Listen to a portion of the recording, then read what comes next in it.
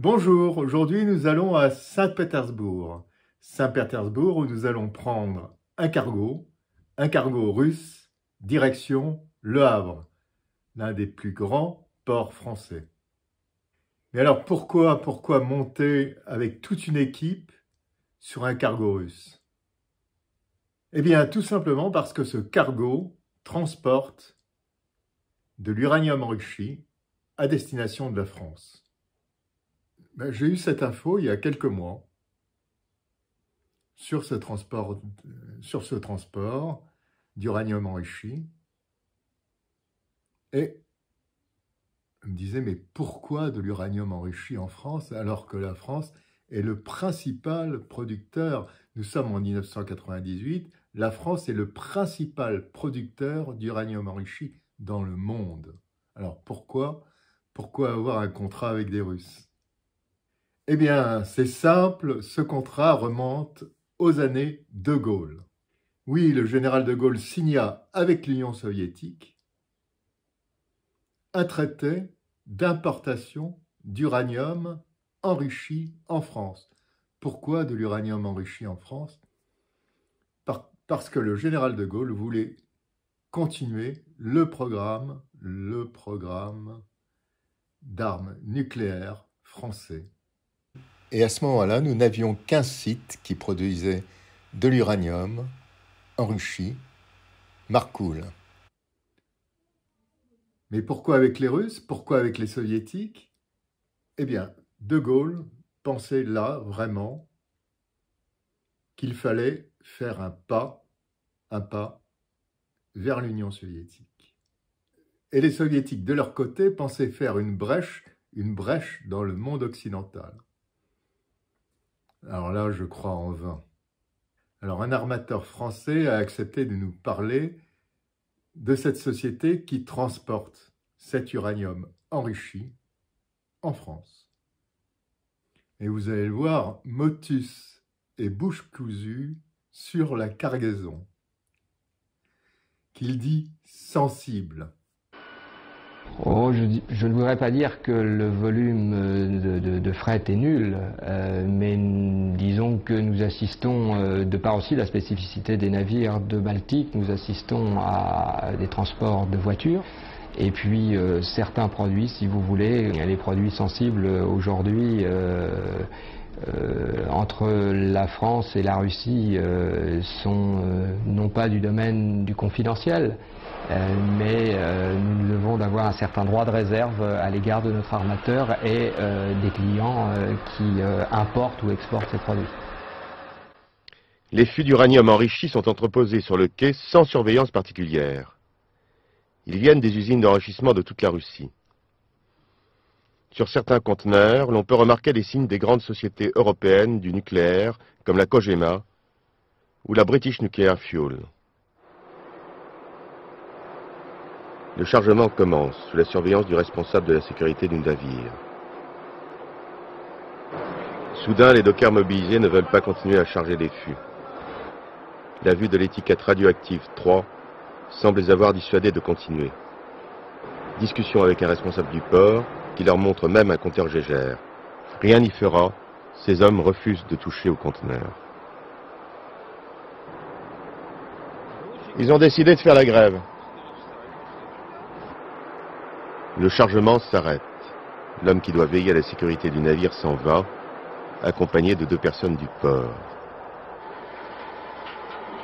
Les opérations reprendront plus tard dans la nuit, en contradiction même avec les consignes de sécurité russes en la matière.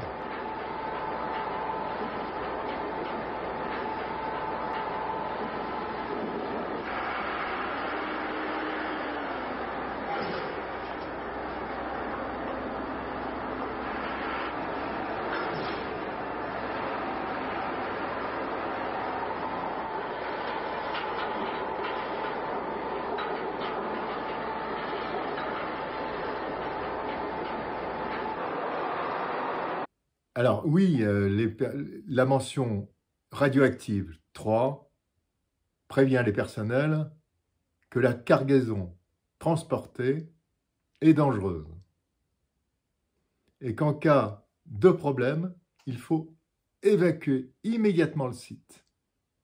Le volume d'uranium enrichi à transporter est important.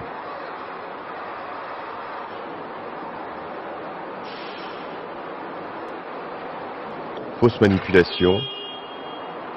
Un conteneur se coince dans l'ouverture d'une soute.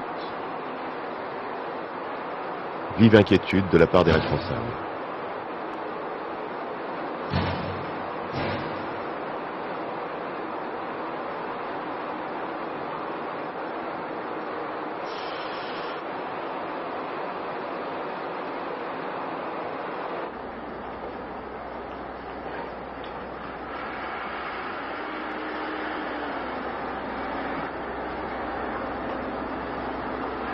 Enfin, le bateau est prêt à partir. Son nom, Mécanique Egrakov, une longueur de 120 mètres. Comme beaucoup des navires soviétiques ayant été conçus vers la fin des années 1970, il se devait d'être ambivalent de par la confusion même qui régnait à l'époque entre la marine militaire et la marine marchande.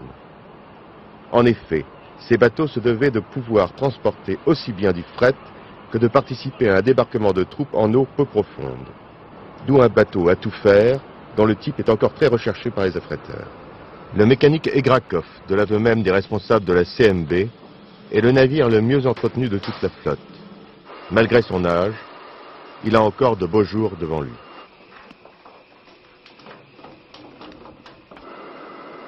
Son équipage est de 25 hommes, scindés en 3 équipes se relayant toutes les 6 heures. Il vient de toutes les républiques de l'ancienne Union soviétique. Et nous voilà partis en mer Baltique. Des blocs de glace se font de plus en plus présents. Le commandant du navire vient de Sibérie. Le trajet, relativement court, 15 jours environ, permet à ces marins de se retrouver chez eux assez régulièrement. Avantage considérable pour ces hommes habitués il y a encore quelques années à des parcours de plusieurs mois d'affilée.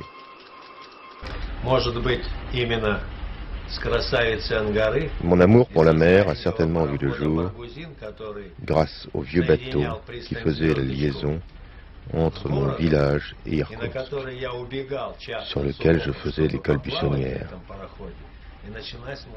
Irkoutsk, cette très belle ville qui se trouve sur la rivière Angara, à 60 km du lac Baïkal, qui est la plus grande réserve d'eau douce du monde.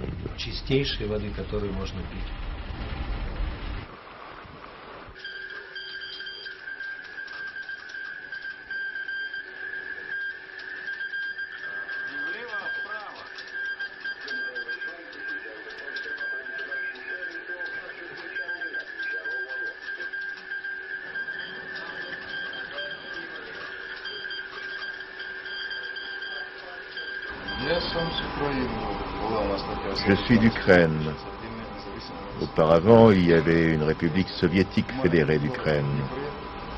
Et maintenant, c'est un État indépendant. Je viens d'une petite bourgade sur le Dniepr, peuplée de Cosaques. J'y ai passé mon enfance et mon adolescence. C'est très simple, voyez-vous. Il y a quelques années de cela, nous n'avions qu'une seule flotte unie, la flotte de la grande URSS, une et indivisible. Désormais, il y a 2 États séparés, avec une frontière.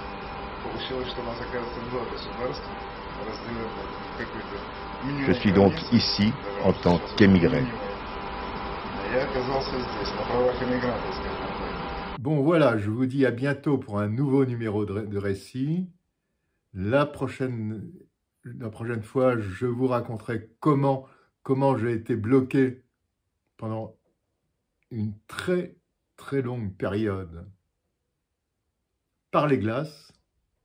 C'est un souvenir incroyable, complètement incroyable pour moi. Eh bien, à bientôt sur ma chaîne, à bientôt et n'oubliez pas le pouce. Au revoir.